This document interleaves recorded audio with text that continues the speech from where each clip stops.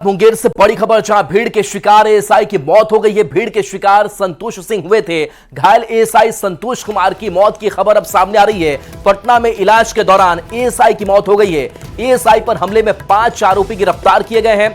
आरोपियों में एक महिला भी शामिल है। मुफस्सिल थाना क्षेत्र के नंदलालपुर में विवाद सुलझाने पुलिस गई थी और उसी दौरान इस घटना को अंजाम दिया गया था और इलाज के दौरान मौत हो गई है। तो देखिए, एक और दारोगा की हत्या हो गई है। मुंगेर में एएसआई की हत्या हो गई है। बता दें कि हमले में संतोष कुमार घायल हुए थे और इलाज के दौरान उनकी मौत हो गई है। बता दें कि इस हमले मामले को लेकर के 5 आरोपी गिरफ्तार किए गए हैं। आरोपियों में एक महिला भी शामिल है। तो ये तस्वीर हम दिखा रहे हैं उस एएसआई की जो अब जिंदगी की जो जंग है वो हार चुके हैं। बता दें कि नंदलालपुर में विवाद सुलझाने के लिए पुलिस गई थी। अरुण शर्मा हमारे साथ न्यूज 18 संवाददाता जुड़ गए हैं। अरुण, लगातार ऐसी घटनाएं सामने आ रही है। अररिया में भी हमने देखा किस तरीके से विवाद सुलझाने जो पुलिस गई थी, अपराधी को पकड़ने पुलिस गई थी, वो हमले का शिकार होती है, मौत हो जाती है। जिम्मेदार आखिर इसके कौन? अभी क्या अपडेट आपके पास? जी, मैं बता दूं कि अभी जो अपडेट है, अर्ली मॉर्निंग उनकी इलाज के दौरान पटना के निजी क्लिनिक में उनकी अस्पताल में मौत हो गई। मौत होने के बाद जो उनका पार्थिव शरीर है वहां से मुंगेर के लिए निकल चुका है। यहाँ पे पुलिस महकमा जो है काफी शोक में है। मैं बताते चलूं कि यह घटना लगातार बिहार में जो घटना घट रही है, पुलिस महकमा को अब सोचने की आवश्यकता है कि ऐसी घटना ना घटे, इसके लिए ठोस कदम उठाए जाए। जी बिल्कुल। अब कार्रवाई की अगर बात करें तो कुछ लोगों की गिरफ्तारी भी हुई है और पुलिस की तरफ से क्या एक्शन लिया गया है?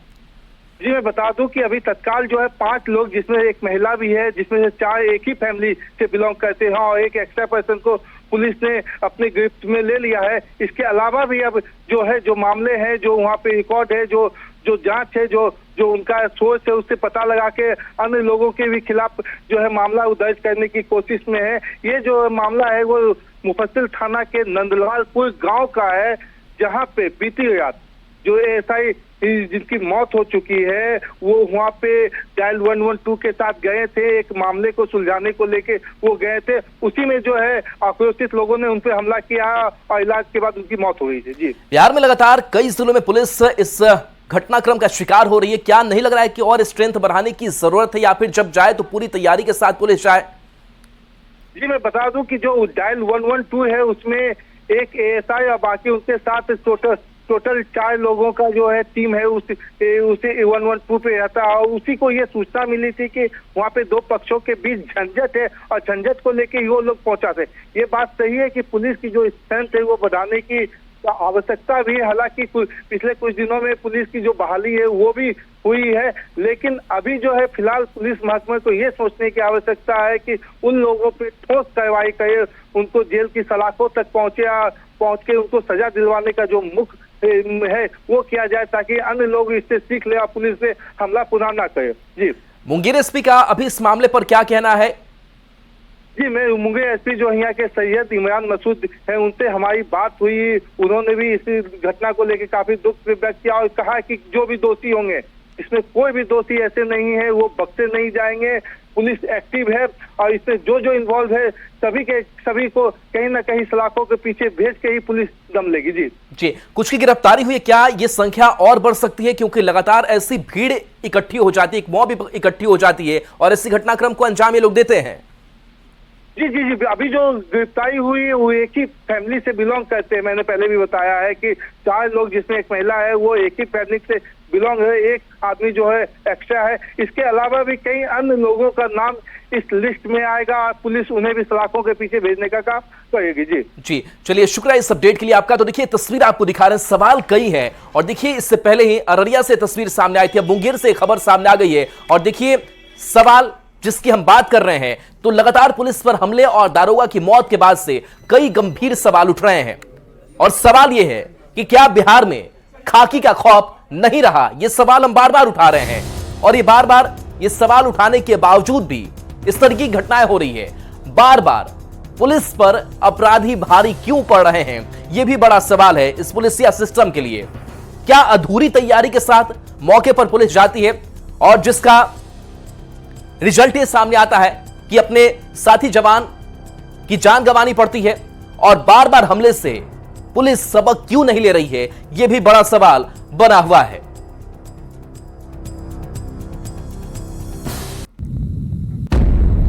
तो बिहार में पिछले 3 दिन में ड्यूटी के दौरान झड़प और हमले में 2 एसआई की मौत पर गंभीर सवाल खड़े हो गए हैं।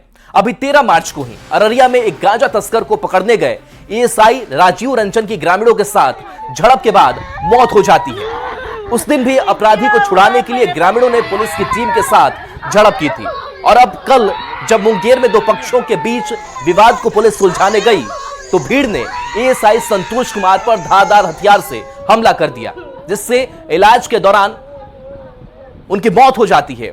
ये 2 तस्वीरें हैं और ये 2 तस्वीरें काफी है इस पुलिसिया सिस्टम पर सवाल को लेकर के कि आखिर क्या पुलिस का जो सिस्टम है इतना कमजोर हो गया है, क्या पूरी तैयारी नहीं होती है और ऐसे घटनाक्रम का शिकार लगातार हमारे पुलिसकर्मी हो रहे हैं। तो 3 दिन में 2 पुलिसकर्मियों की हत्या के बाद विपक्ष लॉ एंड ऑर्डर को बिहार में पूरी तरह से फेल बता रहा है, वही सत्ता पक्ष इस तरह की घटना के पीछे साजिश की आशंका जता रहा है। में लॉ एंड ऑर्डर पूरी तरह से चौपट हो गया है। आदरणीय मुख्यमंत्री जी पूरी तरह से अचेत अवस्था में है। 3 दिनों के अंदर 2 पुलिस वाले की हत्या हो गई एएसआई की। अररिया के बाद कल मुंगेर में एक एएसआई पर संतोष कुमार पर हमला किया गया और उनका इलाज के दौरान मौत हो गया। ये अपराधी राज, महाजंगल राज बिहार में कायम हो गया है। कानून व्यवस्था की धज्जी अपराधी उड़ा रहे हैं। अब पुलिस वाले भी जब सुरक्षित नहीं रहे तो बिहार में आम लोग तो भगवान के भरोसे हैं। बिहार में खाकी असुरक्षित है। अब बार बार खाकी वर्दीधारियों पे भी हमले हो रहे हैं। अपराधियों के मंसूबे इस कदर हावी हो चुके हैं राज्य में कि वे आम लोगों को छोड़िए अब खाकी वर्दीधारियों पर भी टूट पड़ रहे हैं। वर्तमान दौर में राज्य की सत्ता पर काबिज मुख्यमंत्री का इकबाल पूरी तरीके से खत्म होने का ये इशारा है। बिहार में जिस तरीके से पुलिसकर्मियों को निशाना बनाया जा रहा है, यह किसी सोची समझी साजिश का हिस्सा हो सकता है। सरकार को कैसे बदनाम किया जाए, इसका यह विपक्ष का तरीका भी संभव है, लेकिन अपराधियों को यह समझना और जानना होगा राज्य में सुशासन की सरकार है और कानून का राज। ऐसे तत्वों की जगह जेल में है। इन लोगों के साथ सरकार सख्ती से पेश आएगी, चाहे वो कितने भी रसूखदार क्यों ना हो। इस घटना में रणवीर यादव, गुड्डू यादव सहित कई लोगों की गिरफ्तारी हो चुकी है। प्रशासन द्वारा त्वरित कार्रवाई की जा रही है। एक एक व्यक्ति की जगह सलाखों के पीछे होगी।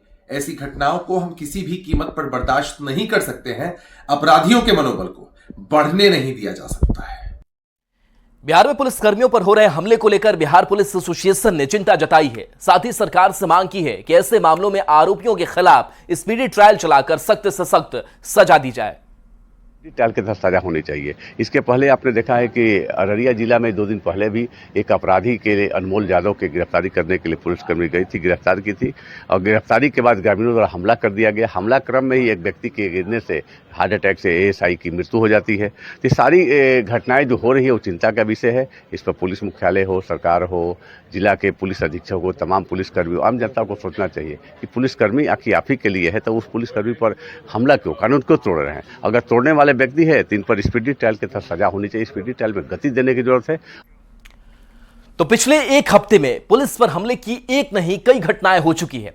पुलिस जब भी कार्रवाई के लिए जाती है, अपराधी, शराब माफिया, सामाजिक तत्व, देखिए ये कब कब घटनाएं हुई। तो 7 मार्च 2025 को भागने के दौरान 5 लोगों को रौंद दिया गया।